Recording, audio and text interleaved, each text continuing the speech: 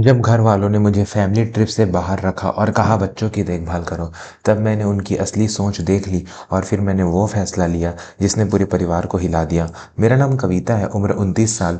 मैं वह बेटी हूँ जिसे घर में हमेशा जिम्मेदार कहा जाता है, लेकिन जिम्मेदारी के नाम पर मुझे कभी सम्मान नहीं मिला। बस काम मिला, ढेर सारा काम।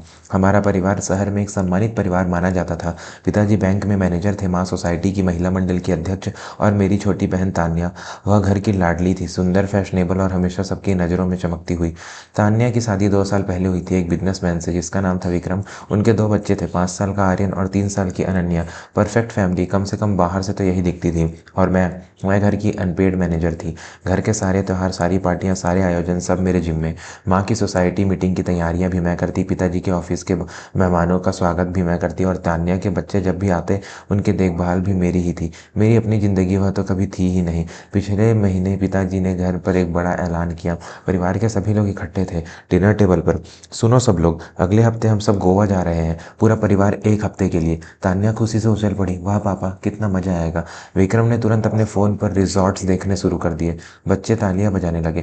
मैंने भी मुस्कुराते हुए पूछा, पापा हमारी फ़्लाइट कब की है, मुझे भी तैयारी करनी है। माँ ने तुरंत बीच में टोका, कविता तुम्हें पैकिंग की टेंशन लेने की ज़रूरत नहीं। मैं थोड़ी चौंकी, मतलब। पिताजी ने बहुत सहज भाव से कहा, बेटा तुम घर पर रहोगी, किसी को तो घर संभालना होगा ना। मेरी सांस रुक गई। क्या? लेकिन यह तो फैमिली ट्रिप है। माँ ने ऐसे कहा जैसे ये बहुत छोटी बात हो। हाँ तो परिवार के लिए ही तो तुम घर संभाल रही हो, और वैसे भी तान्या को बच्चों से ब्रेक चाहिए, वो बहुत थक गई है। तान्या ने अपनी प्लेट में देखते हुए धीमे से कहा, हाँ दीदी प्लीज़ ना, तुम तो वैसे भी घर पर ही रहती हो, मुझे सच में छुट्टी की बहुत ज़रूरत है। उस पल मुझे लगा जैसे किसी ने मेरे सीने से छुरा घोंप दिया हो, लेकिन मैंने अपनी आदत के मुताबिक सिर हिलाया, ठीक है, बस इतना ही, ठीक है। क्योंकि मुझे तो हमेशा से यही सिखाया गया था, घर के लिए कुर्बानी देना, परिवार को पहले रखना, अपनी इच्छाएं दबा देना। लेकिन उस रात मुझे नींद नहीं आई। मैं बार बार सोचती रही, क्या सच में मैं परिवार का हिस्सा हूँ या सिर्फ एक सुविधा। अगले दिन सुबह मैं किचन में चाय बना रही थी, तभी माँ का फ़ोन टेबल पर बज रहा था। मैंने देखा तान्या का नाम था। मैंने सोचा शायद कोई ज़रूरी बात हो, तो फ़ोन उठाकर माँ के कमरे की तरफ जा रही थी। तभी मुझे व्हाट्सएप का नोटिफिकेशन दिखा, तान्या का मैसेज, माँ को भेजा हुआ। मैंने जानबूझकर नहीं पढ़ा, लेकिन स्क्रीन पर वो लाइन साफ दिख रही थी, मम्मा दीदी को ही रोक लो ना घर पर, उन्हें वैसे भी क्या करना है गोवा जाके, हमें आराम मिलेगा। मेरे हाथ से फ़ोन गिरते गिरते बचा। मैंने उसे वापस टेबल पर रख दिया और किचन में लौट आई, लेकिन भीतर कुछ टूट गया था। मैं रोई नहीं, बस खड़ी रही, चाय उबलती रही और मेरे मन में पहली बार एक सवाल उठा, क्या मैं सच में सिर्फ इतनी ही हूँ, एक मुक्त की नौकरानी। शाम को मैंने एक काम किया जो मैंने कभी नहीं किया था। मैंने अपनी सबसे करीबी दोस्त शालिनी को फ़ोन किया। शालिनी जो पिछले 3 सालों से दिल्ली में एक एनजीओ के साथ काम कर रही थी। उसने पहली रिंग में फ़ोन उठाया, कविता कैसी है तू? मेरी आवाज़ थर्रा गई, शालिनी मुझसे नहीं हो रहा। वो चुप हो गई, फिर धीरे से बोली, क्या हुआ? मैंने सब कुछ बता दिया, गोवा की ट्रिप, माँ की बात, तान्या का मैसेज और सालों से दबा हुआ दर्द। शालिनी ने बहुत देर तक सुना, फिर कहा, कविता तू कब तक ऐसी ज़िंदगी जिएगी? तेरी भी एक ज़िंदगी है, एक सपना है। तूने मुझे बताया था ना कि तू बचपन से पेंटिंग करना चाहती है, अब भी वक्त है। मैंने आंखें बंद की। हाँ मुझे याद था, मैं कभी आर्टिस्ट बनना चाहती थी, लेकिन घर वालों ने कहा था यह कोई करियर नहीं है। शालिनी ने आगे कहा, सुन, मेरी एनजीओ को एक आर्ट थेरेपिस्ट की ज़रूरत है, बच्चों के साथ काम करने के लिए सैलरी अच्छी है, रहने की जगह भी मिल जाएगी। तू आ जा दिल्ली, बस एक बार हिम्मत कर। मैंने गहरी सांस ली, लेकिन घर वाले तेरे बारे में कब सोचते हैं कविता, अब तू अपने बारे में सोच। उस रात मुझे नींद नहीं आई, लेकिन इस बार डर की वजह से नहीं, उम्मीद की वजह से। अगले 2 दिन मैंने चुपचाप तैयारी की, अपने कपड़े, अपनी पुरानी पेंटिंग्स, अपने सर्टिफिकेट्स सब एक बैग में रखे, और जिस दिन सब लोग गोवा के लिए निकलने वाले थे, मैंने अपना फैसला सुना दिया। सुबह सब लोग लिविंग रूम में बैठे थे, सामान तैयार था, टैक्सी बुक थी। मैं सामने आकर खड़ी हो गई, मुझे आप सबसे कुछ कहना है। पिताजी ने घड़ी देखी, जल्दी बोलो कविता, हमें निकलना है। मैंने सीधे शब्दों में कहा, मैं दिल्ली जा रही हूँ एक नौकरी के लिए, और मैं वापस नहीं आऊँगी। सब चुप हो गए। माँ ने हंसते हुए कहा, यह क्या मजाक है कविता? कोई मजाक नहीं है माँ, मैं सीरियस हूँ। पिताजी की आवाज़ तेज़ हुई, यह क्या बकवास है, अचानक नौकरी दिल्ली? मैंने शांत स्वर में कहा, पापा आप सब गोवा जा रहे हैं परिवार के साथ, और मुझे घर की रखवाली के लिए छोड़ रहे थे, क्योंकि आपके लिए मैं परिवार नहीं एक सुविधा हूँ। तान्या ने नाटकीय अंदाज में कहा, दीदी यह क्या बोल रही हो, हम सब तुम्हें प्यार करते हैं। मैंने अपना फ़ोन निकाला, उस स्क्रीनशॉट को खोला जो मैंने उस दिन ले लिया था। सच में तान्या, तो यह क्या है? मैंने माँ को फ़ोन दिखाया, तान्या का मैसेज। माँ का चेहरा पीला पड़ गया, तान्या की आंखें फटी रह गई। मैंने आगे कहा, मैंने अपनी पूरी ज़िंदगी इस घर को दी, अपने सपने मारे, अपनी खुशियाँ छोड़ी, लेकिन आपके लिए मैं सिर्फ फ्री हेल्प थी। अब बस। पिताजी ने गुस्से में कहा, यह बहुत गलत है कविता। परिवार के साथ ऐसे नहीं किया जाता। मैंने पहली बार अपनी आवाज़ ऊँची की। परिवार के साथ ऐसे किया जाता है पापा। जब एक बेटी अपनी ज़िंदगी दे दे तो उसकी कद्र नहीं करनी चाहिए, उसे ट्रिप में शामिल नहीं करना चाहिए, उसकी भावनाओं की इज्जत नहीं करनी चाहिए। कमरे में सन्नाटा छा गया। मैंने अपना बैग उठाया। मैं जा रही हूँ, और हाँ, घर की चाबी टेबल पर रख रही हूँ, अब आप खुद संभालिए अपना घर। माँ ने रोने का नाटक शुरू किया। तुम इतनी स्वार्थी हो गई हो कविता। मैं रुकी, आखिरी बार पीछे मुड़ी। नहीं माँ, मैं स्वार्थी नहीं हूँ। मैं बस अब खुद से प्यार करना सीख रही हूँ, वो प्यार जो आपने मुझे कभी नहीं दिया। और मैं बाहर निकल गई। दोस्तों, अगर आपको यह कहानी पसंद आ रही है तो प्लीज़ चैनल को सब्सक्राइब करें और बेल आइकन दबाएं, ताकि ऐसी ही और कहानियाँ आप तक पहुँचती रहें। दिल्ली पहुँचकर पहले कुछ दिन बहुत मुश्किल थे। घर से फ़ोन आते रहे, कभी पिताजी की डांट, कभी माँ का इमोशनल ब्लैकमेल, कभी तान्या का गुस्सा, लेकिन मैंने किसी का फ़ोन नहीं उठाया। शालिनी ने मुझे अपने फ्लैट में रख लिया। एनजीओ में मेरा इंटरव्यू हुआ। मैंने अपनी पुरानी पेंटिंग्स दिखाई। मेरा सिलेक्शन हो गया। मैं बच्चों को आर्ट थेरेपी देने लगी। वो बच्चे जो किसी ट्रॉमा से गुजरे थे, जिन्हें अपनी भावनाएं व्यक्त करने में दिक्कत होती थी। और धीरे धीरे मैं भी ठीक होने लगी। मैंने फिर से पेंट करना शुरू किया, अपने लिए, अपनी खुशी के लिए। 1 महीने बाद मुझे एक आर्ट एग्जीबिशन में अपनी पेंटिंग्स रखने का मौका मिला। छोटा सा इवेंट था, लेकिन मेरे लिए बहुत बड़ा। उस दिन मैंने अपनी पहली पेंटिंग बेची 15,000 रुपये में।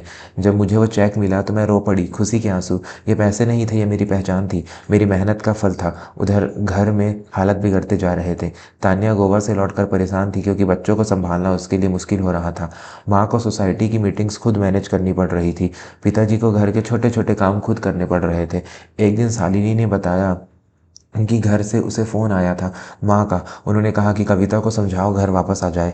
मैंने पूछा, तुमने क्या कहा? शालिनी मुस्कुराई। मैंने कहा कि कविता अब खुश है, पहली बार उसकी आंखों में ज़िंदगी है, उसे वापस उस कैद में मत भेजो। 2 महीने बीत गए। मेरी ज़िंदगी बदल चुकी थी। मेरे पास अपना काम था, अपना घर था, अपनी पहचान थी। और फिर एक दिन मैं एनजीओ में बच्चों के साथ पेंटिंग क्लास ले रही थी। तभी रिसेप्शनिस्ट ने आकर कहा, कविता तुम्हारे लिए कोई आया है। मैं बाहर गई। वह माँ और पिताजी खड़े थे। मैं अचंभित रह गई उन्हें यहाँ देखकर।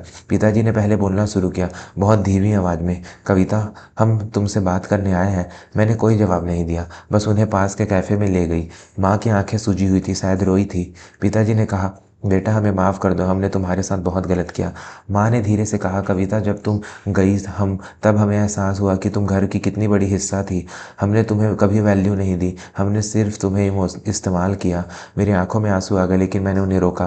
पिताजी ने आगे कहा, हमने तान्या से भी बात की, उसे भी अपनी गलती का एहसास हुआ है। मैंने गहरी सांस ली। पापा, माँ, मैं आपसे नाराज़ नहीं हूँ, लेकिन मैं वापस नहीं आऊँगी। माँ ने घबराकर कहा, लेकिन क्यों बेटा? मैंने शांति से समझाया, क्योंकि मैंने पहली बार अपनी ज़िंदगी में जीनी शुरू की है। मैं खुश हूँ, मेरा अपना काम है, अपनी पहचान है। मैं अब किसी की मुफ्त हेल्प नहीं बनना चाहती। पिताजी की आंखों में पछतावा था। हम समझ सकते हैं बेटा, लेकिन कम से कम हमसे रिश्ता तो रखो। मैंने मुस्कुराते हुए कहा, पापा, रिश्ता कभी टूटा नहीं, बस शर्तें बदल गई। अब मैं बेटी के रूप में आपसे मिलूंगी, नौकरानी के रूप में नहीं। माँ ने मेरा हाथ पकड़ा। हमें माफ़ कर दो कविता, हम सच में शर्मिंदा हैं। मैंने उनका हाथ दबाया। मैंने आपको माफ़ कर दिया है माँ, लेकिन अब मैं अपनी ज़िंदगी जीऊँगी अपनी शर्तों पर। वे दोनों चुपचाप बैठे रहे, फिर उठकर जाने लगे। जाते जाते पिताजी ने कहा, तुम्हारी पेंटिंग्स के बारे में शालिनी ने बताया, हम देखना चाहेंगे कभी। मैंने पहली बार उनकी आंखों में अपने काम के लिए सम्मान देखा। ज़रूर पापा, अगली एग्जीबिशन में आप दोनों को ज़रूर बुलाऊंगी। दोस्तों, यह कहानी यहीं ख़त्म नहीं होती। अगर आपका कविता का सफ़र पसंद आ रहा है तो चैनल को सब्सक्राइब करना बिल्कुल मत भूलिएगा। आज 6 महीने बाद की बात है। मेरी पहली सोलो आर्ट एग्जीबिशन थी, दिल्ली की एक छोटी गैलरी में।